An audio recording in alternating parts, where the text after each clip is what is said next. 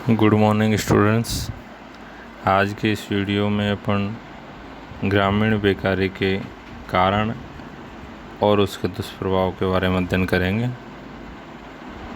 तो शुरू करते हैं। ग्रामीण बेरोजगारी के कारण, कॉजेज ऑफ रूरल अनएम्प्लॉयमेंट। बेरोजगारी के कारण बहुत सारे हैं, इसीलिए इलियट और मेरिल महोदय ने इनको दो भागों में बांटा है, एक व्यक्तिगत कारणों में, दूसरे अव्यक्तिक कारणों में। तो अपन सबसे पहले व्यक्तिगत कारणों को देखेंगे। जब व्यक्ति की बेरोजगारी के लिए उसकी शारीरिक या मानसिक अक्षमता जिम्मेदार हो तो उसे व्यक्तिगत कारणों से उत्पन्न बेरोजगारी कहते हैं। इससे संबंधित कारण तीन माने हैं। पहला जो है आयु को माना है, दूसरा व्यावसायिक योग्यता को, तीसरा बीमारी और शारीरिक योग्यता को। तो आयु की दृष्टि से हम व्यक्तियों का विभाजन बालक, युवक और वृद्ध के रूप में कर सकते हैं। बालकों एवं वृद्धों में बेकारी की समस्या युवा लोगों की तुलना में गंभीर होती है, ज़्यादा होती है। युवा वर्ग के लोगों को अनुभव की कमी के कारण नए व्यवसायों में प्राथमिकता नहीं दी जाती। मध्यम आयु के व्यक्ति जो 25 से 40 वर्ष के होते हैं बेरोजगारी से कम ग्रसित होते हैं। 40 वर्ष के बाद और मुख्यतः 50 और 60 वर्ष के लोगों में बेरोजगारी अधिक होती है, क्योंकि जब श्रम बाजार में युवा कार्यकर्ता मिलते हैं तो वृद्धों को कोई भी नौकरी देना नहीं चाहता। वृद्धों द्वारा युवा लोगों की तुलना में उत्पादन कम ही होता है, उनके दुर्घटना के अवसर अधिक होते हैं और वे अनुकूलन करने में भी कठिनाई महसूस करते हैं। दूसरा कारण है व्यावसायिक योग्यता। कई बार व्यक्ति यह नहीं जानता कि उसे क्या करना चाहिए, उसकी क्या रुचि है और वह किस काम को अधिक योग्यता से कर सकता है। कई बार व्यक्ति किसी भी काम को करने को तैयार हो जाता है। अगला जो कारण है वो है बीमारी और शारीरिक योग्यता। जो व्यक्ति स्थायी रूप से या कुछ समय के लिए बीमार होते हैं उन्हें भी बेरोजगारी का सामना करना होता है। कारखाना प्रणाली में मशीनों के कारण होने वाली दुर्घटनाएं बढ़ गई हैं। मशीन पर काम करते समय थक जाने या नींद आ जाने पर अंग भंग होने के अवसर रहते हैं, यानी कि अंग क्षति होने के अवसर या स्थिति पैदा हो जाती है और ऐसे व्यक्ति बेकार भी हो जाते हैं। जो व्यक्ति अंधे, बहरे आदि होते हैं वे भी शारीरिक अक्षमता के कारण बेरोजगार हो जाते हैं। कुछ व्यक्ति जन्म से ही शारीरिक रूप से विकृत पैदा होते हैं, फिर भी कई लोगों को तो प्रशिक्षण देकर उनके योग्य कार्यों में लगा दिया जाता है। वायुयान, यातायात, खानों आदि में भी दुर्घटनाएं अधिक होती है। दुर्घटनाग्रस्त लोग क्षतिपूर्ति मिलने पर उस पैसे से अपनी आजीविका कमा सकते हैं। अब आते हैं अवैयक्तिक कारण, इम्पर्सनल फैक्टर्स। तो इसमें सबसे पहला है जनसंख्या में वृद्धि। भारत में बेरोजगारी का एक महत्वपूर्ण कारण जनसंख्या की तीव्र गति से वृद्धि है।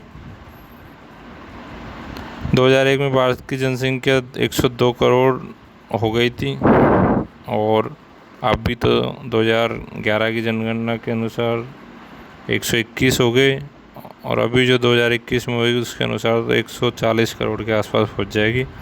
जनसंख्या बढ़ने के साथ साथ काम की पूर्ति भी बढ़ती है, परंतु जिस अनुपात में देश की जनसंख्या बढ़ रही है उसी अनुपात में उद्योग, व्यवसाय एवं रोजगार के अवसर नहीं बढ़ रहे हैं, इसलिए बेरोजगारी बढ़ती है। दूसरा जो कारण है वो है सीमित भूमि।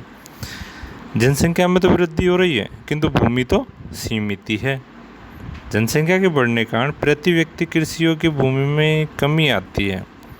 भारत में संयुक्त परिवार प्रणाली के प्रचलन के कारण जब भाइयों का बंटवारा होता है तो भूमि बढ़ जाती है। भूमि के छोटे छोटे टुकड़े अनुत्पादक हो जाते हैं। इन छोटे छोटे टुकड़ों पर भी परिवार के सभी सदस्य कार्य करते रहते हैं। इससे छिपी बेकारी पनपती है। एक तरफ भूमि पर भार बढ़ता जाता है तो दूसरी तरफ भूमि से उत्पादन घटता जाता है। तीसरा जो कारण है वो है मौसम एवं प्राकृतिक कारण। भारत की कृषि वर्षा पर निर्भर है, यानी इसे मानसून का जुआ कहा जाता है। अतिवृष्टि, अनावृष्टि, तूफान, चक्रवात, ओले, टिड्डियों और कीटाणुओं के आक्रमण आदि के कारण कृषि को भारी हानि होती है और बेचारे किसानों को गरीबी व बेरोजगारी का सामना करना पड़ता है। अगला जो कारण है वो है दोषपूर्ण भूमि व्यवस्था। अंग्रेजों के समय से देश में जमींदारी, तालुकेदारी एवं रैयतवारी प्रथा प्रारंभ हुई। एक तरफ ऐसे लोग हैं जिनके पास उपजाऊ एवं काफ़ी अधिक भूमि है, दूसरी तरफ भूमिहीन कृषि मजदूर है जिनकी संख्या बड़े भूस्वामी की तुलना में काफ़ी ज़्यादा है। भूस्वामी कृषि मजदूरों का शोषण करते हैं। जमींदारी उन्मूलन कानून एवं भूमि सुधारों के प्रयासों के बावजूद भी किसानों की वास्तविक स्थिति में कोई खास परिवर्तन नहीं आया है। कृषि मजदूर भूस्वामियों की दया पर ही जीवित है। यही कारण है कि गांवों में कृषि बेकारी, भूमि व्यवस्था के प्रति असंतोष एवं तनाव पाया जाता है। पांचवा जो कारण है वो है कृषि की पिछड़ी दशा। बेरोजगारी के कारण भारत की पिछड़ी कृषि अवस्था भी है। यहाँ आज भी कृषि करने की विधियाँ पुरानी है। हल व बैल की सहायता से कृषि करना व अवैज्ञानिक तरीकों तथा पुराने तरीकों, औजारों आदि का प्रयोग आज भी किया जाता है। गरीब और अशिक्षित किसान अच्छे किस्म के खाद, बीज, उर्वरक, यंत्रों, वैज्ञानिक विधियों से अनजान है, इसलिए वे कृषि क्षेत्र में उत्पादन बढ़ाने में सफल नहीं हो पाते। छठा जो कारण है वो है मजदूरों में प्रशिक्षण का अभाव। भारतीय मजदूरों में शिक्षा एवं औद्योगिक प्रशिक्षण का अभाव पाया जाता है, अतः वे दक्ष किसान एवं श्रमिक नहीं बन पाते हैं। यही कारण है कि उन्हें उद्योगों, कारखानों में भी उचित रोजगार प्राप्त नहीं हो पाता है और बेरोजगारी का सामना करना पड़ता है। अगला जो कारण है वो है अपूर्व औद्योगिक विकास। भारत का भी पूर्ण औद्योगिक विकास नहीं हुआ है तथा औद्योगिक विकास की गति भी यहाँ बहुत धीमी है। बढ़ती जनसंख्या के लिए उद्योगों में रोजगार के पर्याप्त अवसरों के अभाव के कारण भी बेरोजगारी पनपती है। बड़े बड़े उद्योगों का तो भारत में अभी भी अभाव है और जो उद्योग है वे भी या तो अपनी पूर्ण क्षमता से कार्य नहीं कर रहे हैं अथवा उनकी रोजगार प्रदान करने की क्षमता बहुत कम है। आठवां जो कारण है वो है उद्योगों का केंद्रीकरण। सामान्यतः उद्योग का केंद्रीकरण बड़े बड़े नगरों में पाया जाता है। इन उद्योगों में काम करने की आशा से ग्रामीण लोग शहरों में आते हैं। शहरों में श्रम की पूर्ति बढ़ जाती है किंतु सभी इच्छुक व्यक्तियों को रोजगार उपलब्ध नहीं हो पाता। उद्योगों को देश के विभिन्न भागों में विकेंद्रीकरण न होने के कारण ग्रामीण क्षेत्रों के लोगों को रोजगार के अवसर उपलब्ध नहीं हो पाते। नौ जो कारण है गतिशीलता में कमी। भारतीयों में गतिशीलता का अभाव पाया जाता है। वे धर्म, भाषा, प्रांत, रिश्तेदारी एवं परंपराओं से बंधे होते हैं, अतः वे अपना मूल निवास छोड़कर बाहर नहीं जाना चाहते। एक राजस्थानी कहावत है, गेहूँ छोड़ मक्का खाना, मेवाड़ छोड़ कहीं नहीं जाना। लोग कम आय में ही संतोष कर लेंगे लेकिन अधिक धनोपार्जन के लिए वे दूर के क्षेत्रों में नहीं जाना चाहेंगे।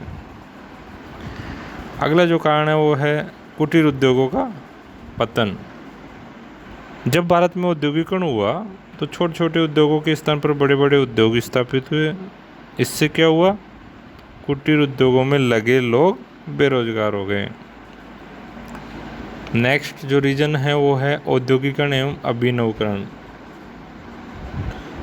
जब उत्पादन का कार्य मशीनों की सहायता से किया जाने लगा तो औद्योगिकरण की नींव पड़ी। बड़े बड़े उद्योग स्थापित किए गए हैं जिनमें बड़ी बड़ी मशीनों से उत्पादन किया जाने लगा। उद्योगों में कम व्यक्तियों द्वारा तीव्र गति से बड़ी मात्रा में उत्पादन होता है, यानी कि उद्योगों में कम लोगों की ज़रूरत पड़ती है और उत्पादन भी अधिक होते हैं। जबकि कुटीर उद्योगों में लगे व्यक्ति औद्योगिकरण के कारण बेकार हो गए। उद्योगों में इस अभिनवकरण ने बेरोजगारी को जन्म दिया। अब अभिनवकरण क्या है? इसका तात्पर्य है कि ऐसी मशीनों का प्रयोग जिनसे कम श्रम में अधिक उत्पादन किया जा सके। पूंजीपति अपने कारखाने का अभिनवकरण करता है तो श्रमिकों की कटौती होती है और वो बेरोजगार हो जाते हैं। अगला जो रीजन है वो है दोषपूर्ण शिक्षा प्रणाली। मैकाले ने भारत में अंग्रेजी शिक्षा प्रणाली प्रारंभ की जिसका उद्देश्य प्रशासन के लिए बाबू वर्ग तैयार करना था। अंग्रेजी शिक्षा प्राप्त व्यक्ति शारीरिक श्रम से घृणा करता है। आज भी शिक्षा व्यक्ति को रोजी रोटी के लिए तैयार नहीं करती।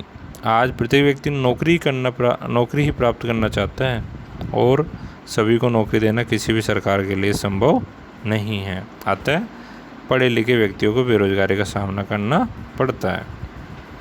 नेक्स्ट जो रीजन है वो है श्रम की मांग व पूर्ति में असंतुलन। जब श्रमिकों की कृषि एवं औद्योगिक क्षेत्र में मांग कम और पूर्ति अधिक होती है तो लोगों को बेरोजगारी का सामना करना पड़ता है।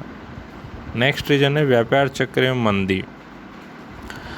व्यापार में भी उत्थान एवं पतन का चक्र चलता है। कभी कोई व्यवसाय उन्नति के चरम शिखर पर होता है तो कभी वह गिरावट की स्थिति में होता है। जब व्यापार में मंदी आती है तो व्यापार ठप हो जाता है। उससे संबंधित कारखाने घाटे एवं माल न बिकने के कारण बंद करने पड़ते हैं, जिसके परिणाम स्वरूप उस व्यवसाय में लगे श्रमिक और व्यापारी बेरोजगार हो जाते हैं। नेक्स्ट रीजन है मौसमी उतार चढ़ाव। कुछ व्यवसाय ऐसे हैं जिनका मौसम से सीधा संबंध है। बर्फ़ का व्यवसाय गर्मियों में, ऐसे ही ऊन का व्यवसाय सर्दियों में अधिक चलता है। गन्ना पकने पर ही गुड़ एवं शक्कर उद्योग कार्य प्रारंभ हो पाता है। विवाह शादियों के अवसर पर आभूषण बनाने एवं वस्त्र सिलाई का कार्य अधिक होता है। कृषि के क्षेत्र में फसल बोने और काटने के समय अधिक श्रम की आवश्यकता पड़ती है या श्रमिकों की आवश्यकता पड़ती है और बाकी से समय में इनकी मांग घट जाती है तो बेरोजगारी पनपती है। नेक्स्ट रीजन है वस्तुओं की मांग में परिवर्तन। जब किसी वस्तु की मांग कम हो जाती है तो उस वस्तु के उत्पादन से संबंधित व्यक्ति बेरोजगार हो जाते हैं। उदाहरण के लिए आजकल कृत्रिम धागों जैसे रेयॉन, नायलॉन और टेरिलॉन के बने वस्त्रों का अधिक प्रयोग होने से रेशम उद्योग संकट में पड़ गया है। जिन राज्यों में शराबबंदी लागू की गई वहाँ शराब बनाने के उद्योगों में लगे लोग बेकार हो गए। नेक्स्ट रीजन है पूंजी की कमी। पूंजी के अभाव में उद्योग, व्यापार, कृषि और व्यवसाय का संचालन संभव नहीं हो पाता। अतः लोगों की संख्या में वृद्धि होती जाती है किंतु देश में पूंजी का निर्माण कम हो जाता है। तो इस प्रकार श्रम की पूर्ति तो बढ़ जाती है और बेरोजगारी पनपती है। नेक्स्ट है करों में वृद्धि। जब सरकार किसी व्यवसाय विशेष पर कर भार बढ़ा देती है तो वस्तुओं की कीमतें बढ़ जाती है। किसी वस्तु के महंगी हो जाने पर उसका उपभोग कम होने लगता है तथा बाजार में उसकी मांग घट जाती है। ऐसी दशा में उत्पादन घटाना पड़ता है, नए व्यवसाय नहीं खोले जाते और इससे बेरोजगारी पनपती है। नेक्स्ट है सरकारी नीति। प्रत्येक राजनीतिक दल की अपनी अपनी उद्योग नीति होती है। किसी वस्तु का आयात व निर्यात कितना होगा यह सरकार की नीतियों पर निर्भर करता है। यदि विदेशों से किसी वस्तु का आयात अधिक होता है तो हमारे यहाँ के उद्योग नहीं पनप पाते एवं लोगों को रोजगार उपलब्ध नहीं हो पाता।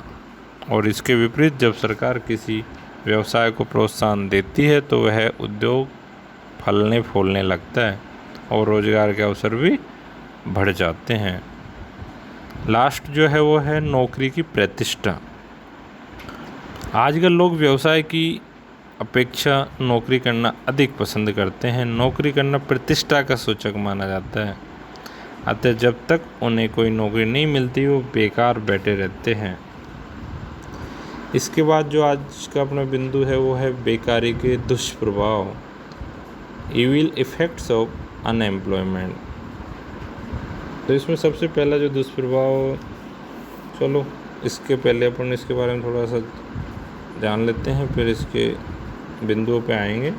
बेकारी के दुष्प्रभाव, वैसे आप जानते ही हो बेरोजगारी एक अभिशाप है। इसका सबसे बड़ा दुष्परिणाम गरीबी है, जो कि सभी बुराइयों की जड़ है। और बेरोजगार व्यक्ति की सामाजिक प्रतिष्ठा गिर जाती है, उसमें हीनता की भावना पैदा हो जाती है और वह शर्म महसूस करता है। परिवार, रिश्तेदार एवं पड़ोस के लोग बेकार व्यक्ति को उचित सम्मान नहीं देते। यदा कदा बच्चे ऐसे पिता एवं पत्नी ऐसे पति के प्रति सम्मान खो देते हैं, यानी बच्चे तो ऐसे पिता के प्रति और पत्नी ऐसे पति के प्रति सम्मान खो देते हैं। बेरोजगारी में पराश्रितता एवं गरीबी बढ़ती है, आक्रामक प्रवृत्ति एवं चिड़चिड़ापन पैदा होता है। जो मित्र मनोरंजन के समय साथ देते थे वे भी अलग हो जाते हैं। व्यक्ति के असंतोष से पारिवारिक तनाव पैदा होता है। राजनीतिक असंतोष एवं क्रांति पैदा होती है तथा स्वास्थ्य पर बुरा प्रभाव पड़ता है। तो चलिए आइए बेरोजगारी के दुष्प्रभाव देखते हैं। नंबर 1, वैयक्तिक विघटन एवं बेरोजगारी। बेकार होने पर व्यक्ति के पद और सम्मान की हानि होती है। वह देर तक सोता रहता है, शराब पीने और जुआ खेलने लगता है आदि। तो इससे क्या होता है, उसके मस्तिष्क, उसके स्वास्थ्य पर बहुत बुरा प्रभाव पड़ता है। उसका आत्मगौरव नष्ट सा हो जाता है। अपनी असफलता का दायित्व दूसरों पर रखने की प्रवृत्ति पैदा हो जाती है और परिवार की प्रगति के लिए प्रयत्न करना वो बंद कर देता है। दूसरा जो रीज़न है वो है बेकारी एवं स्वास्थ्य। बेरोजगारी के दिनों में व्यक्ति के स्वास्थ्य का भी ह्रास होता है। चलो ये तो आप समझ ही गए होंगे। चिंता के कारण भी उनका स्वास्थ्य गिरने लगता है। ऐसे व्यक्ति चिकित्सा की सुविधा जुटाने पाने में भी असमर्थ होते हैं और जल्दी ही काल के मुंह में चले जाते हैं, यानी कि मृत्यु को प्राप्त हो जाते हैं। तीसरा है बेकारी एवं पारिवारिक विघटन। बेरोजगारी का प्रभाव व्यक्तिगत विघटन पर ही नहीं बल्कि पारिवारिक विघटन पर भी पड़ता है। परिवार की जमा पूंजी समाप्त हो जाती है, जमीन, गहने आदि गिरवी रख दिए या बेच दिए जाते हैं और परिवार ऋणग्रस्त हो जाते हैं। ऐसी स्थिति में परिवार अपने सदस्यों के लिए भोजन एवं वस्त्र जुटाने में असमर्थ हो जाता है। बीमार लोगों की उचित देखरेख एवं चिकित्सा नहीं हो पाती। बच्चों की शिक्षा दीक्षा बीच में समाप्त कर देनी पड़ती है। परिवार की स्त्रियों तक को भी भरण पोषण के लिए कभी कभी अनैतिक साधनों का सहारा लेना पड़ता है। परिवार के सदस्यों में परस्पर तनाव एवं संघर्ष पैदा हो जाते हैं। इस प्रकार बेरोजगारी परिवार के संगठन एवं अस्तित्व को खतरे में डाल देती है। अब आता है बेरोजगारी और सामाजिक विघटन। बेरोजगारी के कारण होने वाली आर्थिक हानि को तो मापा जा सकता है, किंतु सामाजिक हानि का मूल्यांकन करना कठिन होता है। बेकार व्यक्ति की धारणाओं में कठोरता आने लगती है। परिवार में अनिश्चितता और चिंता घर कर जाती है, यानी जड़ें जमा लेती है। वह सदस्यों में निराशा उत्पन्न हो जाती है। लोगों में कार्य के प्रति आकर्षण कम होने लगता है। उनकी विशेष योग्यताओं का ह्रास होने लगता है। इन सब का प्रभाव पूरे समुदाय पर नज़र आता है। समुदाय को ही परिवार के भरण पोषण तथा चिकित्सा आदि की व्यवस्था करनी पड़ती है। परिवार की बीमा पॉलिसी समाप्त हो जाती है और समाज को सामाजिक सुरक्षा जैसे पुलिस व्यवस्था, बेकारी भत्ता, वृद्धावस्था की पेंशन आदि पर अधिक खर्च करना होता है। ऐसी परिस्थितियों में अपराधों की संख्या में वृद्धि होना स्वाभाविक है, जैसे वेश्यावृत्ति, व्यभिचार, भ्रष्टाचार, रिश्वतखोरी, बेईमानी और भिक्षावृत्ति, ये सभी पनपने लगते हैं। नेक्स्ट है बेकारी और आर्थिक प्रभाव। बेकारी गरीबी एवं ऋणग्रस्तता को जन्म देती है। लोगों की आय एवं जीवन स्तर गिरता है, कार्य क्षमता भी प्रभावित होती है और इसी के परिणामस्वरूप उत्पादन कम होता है। राष्ट्रीय आय घटने लगती है उद्योगों को बंद करने पर औद्योगिक अशांति एवं आर्थिक संकट पैदा हो जाता है। परिवार एवं व्यक्ति की आर्थिक दशा बिगड़ जाती है। ऐसी स्थिति में देश के आर्थिक साधनों एवं प्राकृतिक स्रोतों का पूरी तरह लाभ नहीं उठाया जा सकता। नेक्स्ट है बेकारी एवं नैतिक पतन। बेकारी एवं व्यक्ति का नैतिक एवं चारित्रिक पतन हो जाता है। उसमें आत्मविश्वास एवं आत्मसम्मान की भावना समाप्त हो जाती है और वो घर छोड़कर भी भाग जाते हैं या फिर आत्महत्या भी कर लेते हैं, यानी कि वो अपने दायित्वों को निभाने से जी चुराने लगते हैं। नेक्स्ट है बेरोजगारी एवं राजनीतिक प्रभाव। देशव्यापी बेरोजगारी राजनीतिक विद्रोह एवं क्रांति को जन्म देती है। लोग प्रदर्शन, हड़ताल, धरने आदि का सहारा लेते हैं। सरकारें ठप हो जाती है। प्रजातंत्र की नींव हिलने लगती है। चारों तरफ अराजकता फैलने लगती है, जैसे तोड़फोड़, लूटपाट, दंगे आदि। इससे लोगों का जीवन खतरे में पड़ जाता है। नेक्स्ट है बेकारी एवं सांस्कृतिक पतन। विश्व इतिहास इस बात का साक्षी है कि किसी भी देश में सांस्कृतिक विकास आर्थिक संपन्नता की स्थिति में ही हुआ है। जैसे कला, भाषा, विज्ञान, दर्शन, साहित्य, संगीत, धर्म आदि को गरीब एवं बेकार व्यक्ति बढ़ावा नहीं दे सकते। भूखे व्यक्ति की संस्कृति रोटी के चारों ही चक्कर लगाती है। और लास्ट है बेकारी एवं मनोवैज्ञानिक प्रभाव। बेकार या बेरोजगार व्यक्ति में निराशाहीन भावनाओं को जन्म देती है। काम के प्रति उसकी रुचि समाप्त हो जाती है और इस प्रकार उसके परिवार के सदस्यों से भी उसके संबंध टूटने लगते हैं। धन्यवाद।